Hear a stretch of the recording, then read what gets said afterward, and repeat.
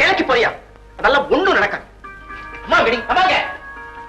அம்மாவை ரிட்டையர் பண்ணிட்டேன், மூலையில உட்கார வச்சுட்டேன். நீங்க வரணும்டா காத்துருந்தேன். நான் என்ன முடமாயிட்டனா? என்னையும் மூலையில உட்காத்தி வைக்கிறேன். வயல்ல கூலி வேலை செஞ்சாவது குடும்பத்தை காப்பாத்துறேன். வேதம் படிச்சவர் நீங்க, யார் கொடுப்பா கூலி வேலை?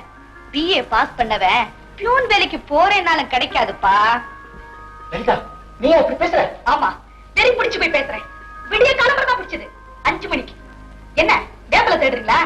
வெறிய விரட்ட வேப்பல அடிக்கலாம், வறுமை விரட்ட அதான் வேலைக்கு போறதா முடிவு பண்ணிட்டேன். வறுமைக்கு சவால் விட்டுட்டேன்.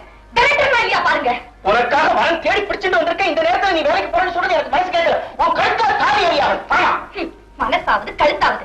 இந்த ஆத்துல உங்க மனசையும் ஏன் கல்வி தவிர 10 வயிறம் பல கோடி அபிலாஷம் இருக்குப்பா. அதுதான் இப்ப எனக்கு முக்கியம். இனி இவாளுக்காகவே நான் உழைக்க போறேன், சம்பாதிக்க போறேன். இவ ஆசைகள் எல்லாம் பூர்த்தி செஞ்சு வைக்க போறேன்.